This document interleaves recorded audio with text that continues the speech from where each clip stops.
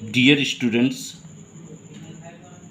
इस वीडियो में मैं आपको प्रेजेंट परफेक्ट टेंस के बारे में बताने जा रहा हूँ। Present perfect tense. आप लोगों को पता है कि प्रेजेंट परफेक्ट एक टेंस होता है, परंतु ये नहीं पता है कि क्या होता है। प्रेजेंट परफेक्ट टेंस क्या होता है? तो हर चीज़ की एक पहचान होती है। उसी पहचान से चाहे कोई वस्तु हो, चाहे कोई सिद्धांत हो, कोई तरीका हो, कोई व्यक्ति हो, कोई जानवर हो, उसी पहचान से वो पहचाना जाता है। तो प्रेजेंट परफेक्ट टेंस की भी पहचान होती है। अब देखिए पहचानते हम कैसे हैं। पहचान, यदि हिंदी वाक्यों के अंत में, यदि हिंदी वाक्यों के अंत में चुका है, चुकी है, चुके हैं,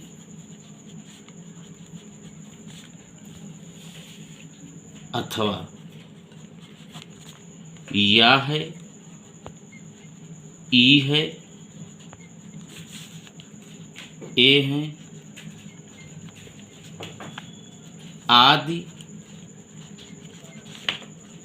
शब्द आ जाएं तो हम जान जाते हैं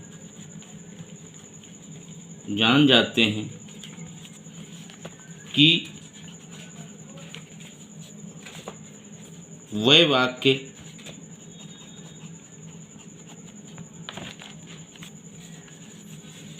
प्रेजेंट परफेक्ट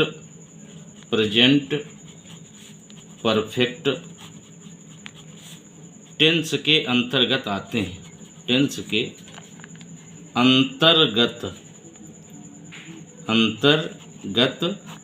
आते हैं।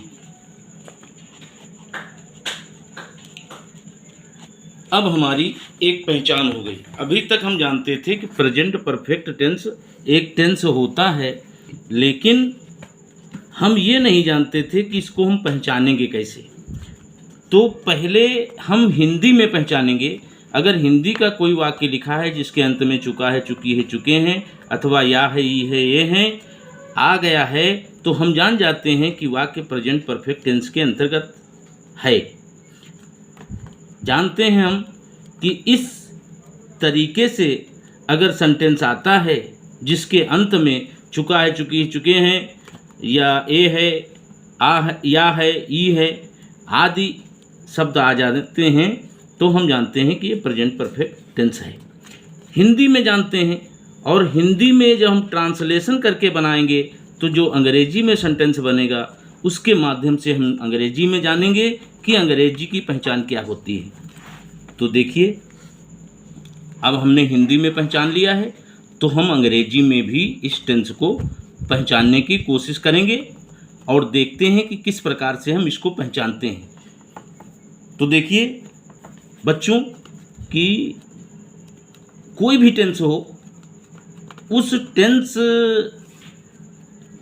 में 3 प्रकार के वाक्य होते हैं। एक वाक्य होता है अफर्मेटिव सेंटेंसेज। दूसरा है निगेटिव सेंटेंसेज,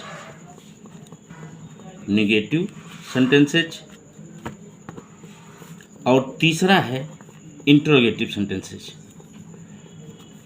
यही 3 प्रकार के वाक्य हर टेंस में आते हैं, इंट्रोगेटिव सेंटेंसेज। अब ये अंग्रेजी में चूंकि है अफर्मेटिव सेंटेंस, इसको सरल वाक्य या साधारण वाक्य कहते हैं। साधारण वाक्य। निगेटिव सेंटेंस, इसको नकारात्मक वाक्य कहते हैं। इंट्रोगेटिव सेंटेंस प्रश्नवाचक वाक्य कहते हैं। प्रश्नवाचक वाक्य तो हम ये पहले वाले भी वीडियो में बता चुके हैं कि टेंस कोई भी है वो 3 प्रकार के वाक्य होते हैं। एक अफर्मेटिव या साधारण वाक्य या सरल वाक्य, दूसरा निगेटिव सेंटेंस नकारात्मक वाक्य, इंट्रोगेटिव सेंटेंसेज प्रश्नवाचक वाक्य। तो अब देखिए अफर्मेटिव सेंटेंस का नंबर पहले है, तो अफर्मेटिव सेंटेंस के बारे में हम पहले बताएंगे। अफर्मेटिव सेंटेंस सरल वाक्य या साधारण वाक्य। तो देखिए affirmative sentence, affirmative sentences Hindi में सरल वाक्य या साधारण वाक्य। तो देखिए नियम नंबर 1, आई करता हो, वी करता हो, यू करता हो, दे करता हो या कोई प्लूरल नंबर का करता हो, प्लूरल नंबर का करता हो, तो हैव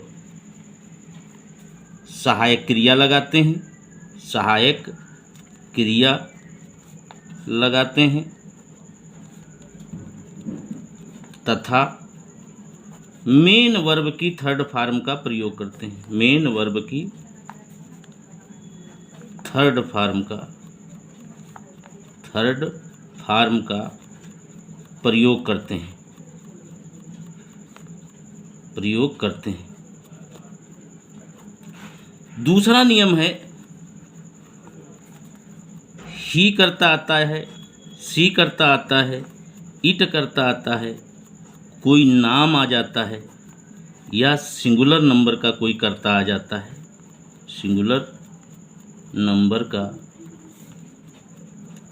कोई करता आ जाता है, तो हैज सहायक क्रिया, हैज सहायक क्रिया का प्रयोग करके मेन वर्ब की थर्ड फॉर्म का प्रयोग करते हैं। अब हमने देखा कि अफर्मेटिव सेंटेंस में केवल 2 नियम हैं। एक वो होते हैं जब आई बी यू दे या कोई प्लूरल नंबर का करता आ जाता है तो हम हैव सहायक क्रिया लगाते हैं और मेन वर्ब की थर्ड फॉर्म लगाते हैं। दूसरा नियम है कि अगर ही सी इट नाम और सिंगुलर नंबर का कोई करता आ जाता है तो हम हैज सहायक क्रिया लगाते हैं और मेन वर्ब की थर्ड फॉर्म लगाते हैं। तो कुल मिलाकर के संक्षेप में ये पता होता है कि इस टेंस में 2 सहायक क्रियाएं हैं, एक हैज और एक हैव, और हैज और हैव दोनों के साथ मेन वर्ब की थर्ड फॉर्म लगाई जाती है। समझ में आ रहा होगा? बहुत आसान है समझना, अगर ध्यान देंगे तो समझ में आ जाएगा कि पूरे टेंस में 2 प्रकार की क्रियाएं हैं, एक हैव है और एक हैज है। और पूरा टेंस जो है, चाहे वो हम साधारण वाक्य बना रहे हों, चाहे हम नकारात्मक वाक्य बना रहे हों या हम प्रश्नवाचक वाक्य बना रहे हों, लेकिन मेन वर्ब की थर्ड फॉर्म का ही प्रयोग किया जाएगा इस पूरे टेंस में। तो यहाँ पर हमने बताया है कि अगर हम अफर्मेटिव सेंटेंस बनाते हैं तो अफर्मेटिव सेंटेंस में आई बी यू दे या बहुवचन कर्ताओं के साथ हैव सहायक क्रिया लगाते हैं, फिर मेन वर्ब की थर्ड फॉर्म लगाते हैं, और ही सी इट नाम सिंगुलर नंबर अगर आ जाता है कोई करता तो उसके साथ हैज सहायक क्रिया लगाते हैं और मेन वर्ब की थर्ड फॉर्म का प्रयोग करते हैं। तो देखिए, जैसे हम कोई सेंटेंस ऐसा ले लें, जैसे तुमने अपना पाठ याद कर लिया है, याद कर लिया है। अब हम, चूंकि ये हिंदी का सेंटेंस है, तो हिंदी का सेंटेंस अगर अंग्रेजी में बनाते हैं, मतलब एक भाषा से दूसरी भाषा में अगर हम ले जाते हैं तो उसको ही ट्रांसलेशन कहा जाता है, अनुवाद कहा जाता है। तो देखिए, ये सेंटेंस तुमने अपना पाठ याद कर लिया है, ये सेंटेंस हिंदी का है, और इसको जब हम अंग्रेजी में बनाएंगे तो इसका मतलब, इसका हम ट्रांसलेशन करेंगे, इसका हम वर्जन करेंगे, इसको हम अंग्रेजी में ले जाएंगे, तो यही हमारा ट्रांसलेशन हो जाएगा। और अंग्रेजी में ट्रांसलेट करने के लिए नियम होते हैं, एक भाषा से दूसरी भाषा में ट्रांसलेट करने के नियम होते हैं। बिना नियम के या बिना सिद्धांत के, बिना सिस्टम के कोई काम नहीं होता है। तो देखिए, अब इसमें हम क्या करते हैं, जैसा हम पहले सेंटेंसेज में करते थे, पहले वाले टेंस में करते थे, कि अगर हम हिंदी का वाक्य कोई देखते हैं तो सबसे पहले उसके अंत में जो लिखा होता है वो देखते हैं। इसके अंत में लिखा है या है, तो अभी मैंने पहचान बताई है कि अगर चुका है, चुकी है, चुके हैं, या है, ये है, ये हैं, अगर ये शब्द आ जाते हैं तो हमारा कौन सा टेंस होता है, हमारा प्रेजेंट परफेक्ट टेंस हो जाता है। तो देखिए, हमने टेंस पता कर लिया, अब हम सेंटेंस पता करेंगे। दो चीज़ें हमको जरूर पता होनी चाहिए, तभी ट्रांसलेशन हमारा बन पाता है। तो देखिए क्या है कि इसमें या है आया है, तो ये प्रेजेंट परफेक्ट टेंस है। और फिर देखते हैं सेंटेंस कैसा है। सेंटेंस देखिए, तुमने से स्टार्ट हुआ है, तुमने का मतलब कर्ता हो गया। कर्ता में दो चीज़ें होती हैं, एक या तो नाउन होता है और दूसरे प्रोनाउन होता है। तो ये तुमने प्रोनाउन है, प्रोनाउन से शुरू हुआ है और लास्ट में विराम लगा है, और कहीं पर नहीं लगा है, कहीं पर कब, क्यों, कहाँ, कैसे नहीं लगा है। तो इसका मतलब है कि ये वाक्य अफर्मेटिव है या साधारण वाक्य है। तो साधारण वाक्य में सबसे पहले हम कर्ता लिखते हैं। हर साधारण वाक्य का यही नियम है कि सबसे पहले कर्ता लिखा जाता है। तो कर्ता यहाँ पर तुमने है, तुमने की अंग्रेजी यू होती है, और यू के बाद हम सहायक क्रिया लगाएंगे। तो हमने ये बताया है कि अगर ये वाले कर्ता आते हैं, आई, बी, यू, दे, तो इनके साथ हम हैव लगाते हैं सहायक क्रिया। तो यू के साथ हमने हैव लगा दिया। अब देखिए, हैव सहायक क्रिया के बाद हम मेन वर्ब की थर्ड फॉर्म लगाएंगे। पहले कर्ता आएगा, मतलब नियम ये है कि सिंपल वो अफर्मेटिव सेंटेंस को सबसे पहले हम कर्ता लिखते हैं अफर्मेटिव सेंटेंस में, इसके बाद क्रिया लिखते हैं, क्रिया के बाद कर्म लिखते हैं, और कर्म के बाद फिर हम अन्य लिखते हैं। यही फार्मूला है हर टेंस में और हर अफर्मेटिव सेंटेंस को बनाने का। तो अब हमने सबसे पहले कर्ता लिख लिया, इसके बाद हैव लगा लिया, सहायक क्रिया है, और मुख्य क्रिया याद करना है। याद करना की थर्ड फॉर्म लर्नट होती है, तो लर्नट हमने लिख लिया। तो यू हैव लर्नट। अब अपना पाठ, ये ऑब्जेक्ट है या कर्म है, तो अपना पाठ की योर लेसन होगा, क्योंकि यू करता है, यू करता के हिसाब से योर लेसन आएगा अपने के लिए, योर अपने के लिए आएगा, और पाठ के लिए लेसन आएगा। यहाँ पर पूर्ण विराम लगा है, तो यहाँ हम फुल स्टॉप लगा देंगे। इस प्रकार से हमारा सेंटेंस बन जाता है। अब देखिए, मान लीजिए कोई दूसरा सेंटेंस है, जब एक वचन का कर्ता आए या ही सी इट में से कोई आए या किसी का नाम आ जाए, तो जैसे है कि वह अपना काम कर चुका है, वह अपना काम कर चुका है। अब देखिए, हिंदी का वाक्य है, ट्रांसलेशन हम बनाना चाहते हैं, तो सबसे पहले ट्रांसलेशन बनाने के लिए हिंदी का वाक्य जो अंत में शब्द या अक्षर लिखे होते हैं उन पर हमारी नज़र पहुंचती है। तो सबसे पहले हमने देखा चुका है लिखा है, तो चुका है, चुकी है, चुके हैं, जिस सेंटेंस के अंत में होगा वह सेंटेंस प्रेजेंट परफेक्ट टेंस से रिलेटेड होगा।